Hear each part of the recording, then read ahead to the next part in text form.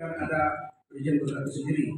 Nah, risiko di sini bukan risiko misalnya kita tidak punya izin terus kita akan berurusan dengan hukum, bukan begitu maksudnya. Tapi risiko ini adalah risiko yang dengan dijalankannya usaha oleh pelaku usaha itu akan berdampak. Sudah diperhitungkan bahwa usaha ini dampaknya terhadap pertama kesehatan masyarakat, kesehatan manusia misalnya. Apakah dia punya dampak, sejauh mana dampaknya kepada kesehatan manusia yang di sekitarnya atau pelakunya sendiri. Kemudian untuk keselamatan orang di sekitarnya, termasuk makhluk hidup di sekitarnya, itu punya dampak apa tidak. Kemudian terhadap lingkungan, apa dampak yang akan ditimbulkan terhadap lingkungan atas kegiatan usahanya. Kemudian yang keempat adalah keterbatasan sumber daya, misalnya seperti pertambangan itu kan sumber daya terbatas, akan habis. Mungkin diatur juga risikonya terhadap sumber daya tadi, sumber alam misalnya. Jadi semua itulah jadikan kriteria sehingga dikatakan berdasarkan tingkat risiko. Nanti otomatis di USS akan dibagi, akan sudah diatur, sudah dibuat sedemikian rupa bahwa usaha ini risikonya apakah dia masuk rendah, apakah dia masuk menengah atau masuk tinggi. Inilah kriterianya sehingga dikatakan berbasis risiko. Kemudian tingkat risikonya setelah dilihat dari berbagai aspek tadi, maka dilihat tingkat risikonya menjadi risiko rendah, menengah, atau tinggi dari sebuah usaha. Sehingga setelah tahu rendah atau menengah tinggi, maka dilihat hasilnya, produknya berjalan usahanya apakah berupa cukup NIB saja, seperti misalnya risiko rendah, dia cuma NIB saja, cukup sudah bisa melakukan operasional komersil. Atau dia menengah, dia masuk kategori menengah, maka dia harus punya NIB dan sertifikat standar pernyataan dari pelaku usaha. Atau bahkan yang tinggi, masuk risiko tinggi, dia harus punya NIB, itu wajib, dan harus punya izin yang diverifikasi. Kemudian lanjut. Jenis perizinan berusaha sesuai peraturan pemerintah nomor 5/2001. Di sini perizinan berusaha itu dibagi lagi menjadi perizinan berusaha berbasis risiko sendiri yang mungkin apa berupa NIB atau cukup sertifikat standar atau izin. Kemudian ada lagi yang dikatakan perizinan berusaha untuk menunjang kegiatan usaha atau mungkin sikap sebagai tungku. Nah, setelah sudah punya izin utama, kemudian kita butuh izin pendukung, ini yang dikatakan sebagai tungku usaha untuk menunjang kegiatan usaha. Misalnya pelaku usaha punya kegiatan hotel misalnya atau penginapan, itu kegiatan utama, tapi dia butuh kegiatan penunjang, misalnya kebutuhan air bersih misalnya, dia butuh sumber air, dia harus punya, misalnya dia mau mengajukan pengambilan air tanah misalnya, itu berarti merupakan tungku pendukung usaha utama, seperti itu. Ataupun rekomendasi yang dibutuhkan untuk menunjang kegiatan utama, dikatakan sebagai tungku penunjang.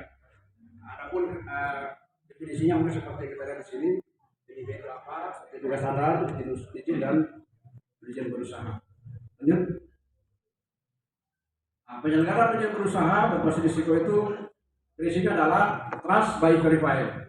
Jadi trust, kita percaya, kita sebagai OPDTNIS dan PTSB terhadap pelaku usaha, apapun yang mereka ajukan itu kita istilahnya percaya di depan. Kita yakin, karena tujuan untuk kemudahan. Kita yakin apa yang mereka masukkan itu atau OSS mempercayai semua apa yang mereka ajukan. Entah itu benar apa tidak dipercaya, pokoknya diterima saja. Setelah dipenuhi kesehatan diterima. Tapi perlu diverifikasi. Maka tugas dari OPDTNIS melakukan verifikasi. Apakah benar dokumen yang mereka upload itu atau persyaratan yang mereka penuhi itu sudah sesuai. Nah, kalau tidak sesuai, silakan diverifikasi, diberikan apakah dikembalikan atau disuruh perbaikan. Sudah ada di akun kita masing-masing di OPDTNIS. Jadi penyelenggaraan perizinan berusaha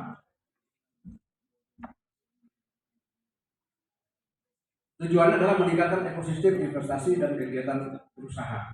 Tujuannya itu meningkatkan ekosistem investasi kegiatan berusaha. Jadi wajib dilakukan oleh pelaku usaha sendiri dan semua stakeholder yang ada di Indonesia.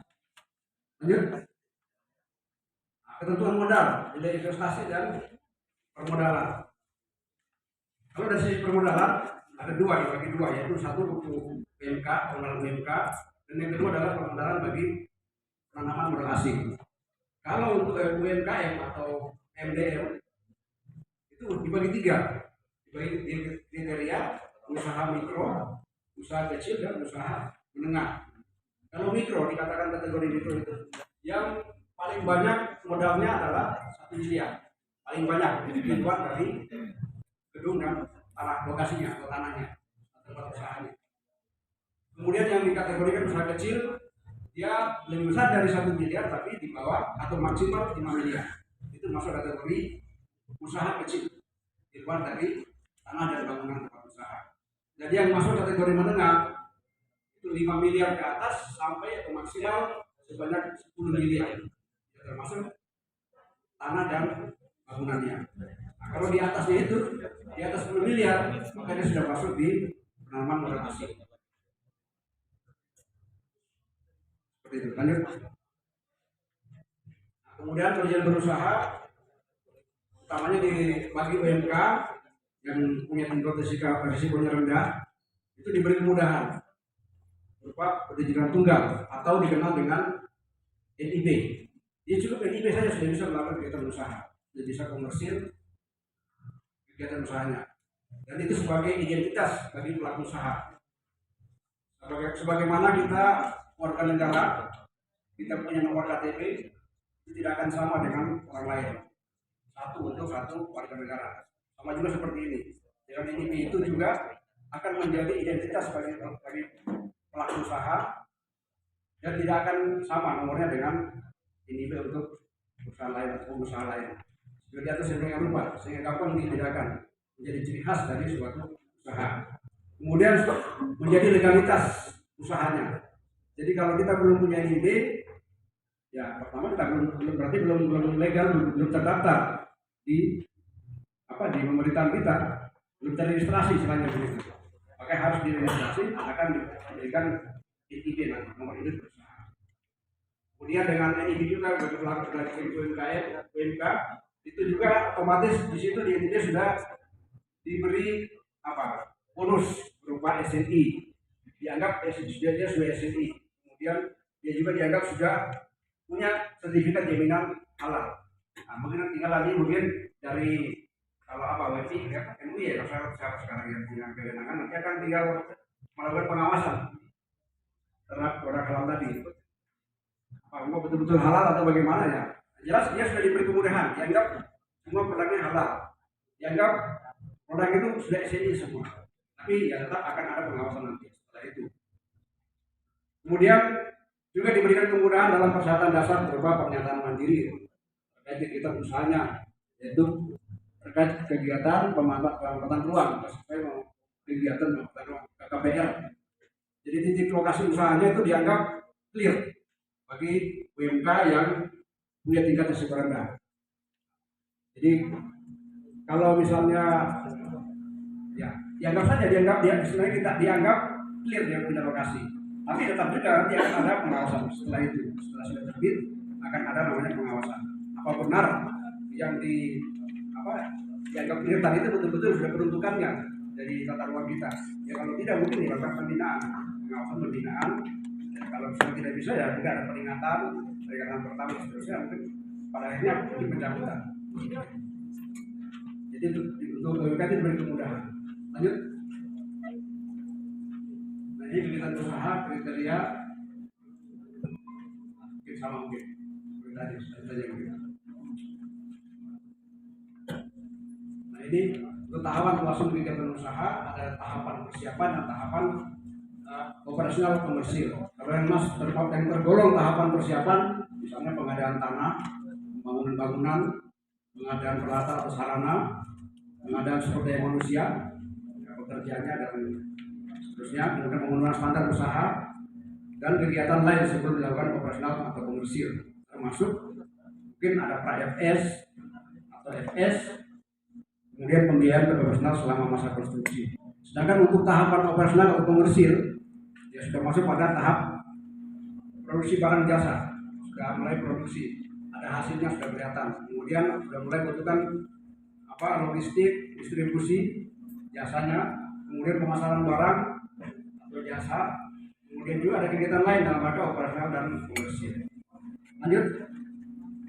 Ini kembali dulu. Ini yang kuning ini pelaku usaha dengan kegiatan usaha risiko menengah tinggi atau risiko tinggi wajib melakukan tahapan persiapan. Ini ada ketentuan bila dalam jangka waktu 1 tahun sejak dia terima NIP atau dia terbit, kemudian dia tidak melakukan kegiatan persiapan, maka akan dipantau dan dilihat nanti dinilai evaluasi. Nah, kalau dia tidak melakukan dalam setahun itu, maka bisa kemungkinan akan dicabut NIP-nya. Jadi ketika sudah mendapatkan NIP, maka harus segera melakukan kegiatan. Jangan cuma dapat NIP langsung meletakkan batu pertama, ternyata batu kedua ketiga tidak ada. Nanti dicari kapan ternyata tahun habis, maka dicabut NIP. Jadi kalau sudah meletakkan batu pertama, langsung dilanjutkan batu-batu berikutnya. Demikian. Lanjut. Nah ini NIP itu berlaku sebagai pertama identitas sebagai pelaku usaha dan juga bukti registrasi dalam kegiatan usahanya. Kedua, sebagai angka pengenal impor. Yang mungkin tadinya dia harus urus lagi sendiri dokumennya, tapi dengan NIP tadi dia sudah termasuk dalamnya. Dapat digunakan untuk kegiatan angka pengenal impor. Kemudian untuk kemudahan dalam hak akses kepabeanan. Kemudian yang keempat, sebagai pendaftaran kepesertaan untuk jaminan sosial kesehatan dan jaminan ketenagakerjaan. Itu langsung dianggap sudah punya jam askes dan jam sostek gitu ya, dianggap. Tapi tetap juga nanti ada pengawasan juga dari pihak yang berwenang. Kemudian yang kelima adalah wajib lapor ke ketenagakerjaan untuk tenaga utama untuk pelaku usaha. Jadi yang tadinya harus urus TTP, urus apa-apa itu sudah tidak perlu lagi. Jadi kalau masih dikatakan untuk ini ya cukup NIP sudah ada 5 keistimewaan dimiliki oleh pelaku usaha. Jadi NIP itu wajib oleh setiap pelaku usaha. Dan setiap pelaku usaha hanya boleh memiliki 1 NIP. Tidak boleh memiliki 1 NIP. Jika nanti pengembangan usahanya atau usaha yang utama atau sekunder dan seterusnya. Nah, sudah habis. Demikian mungkin ini paparan dari kami. Semoga dapat memberikan manfaat. Dan misalnya ada yang masih bingung atau belum memahami di dalamnya, nanti kita masuk di sesi simulasi dan tanya jawab. Demikian, terima kasih. Assalamualaikum warahmatullahi wabarakatuh.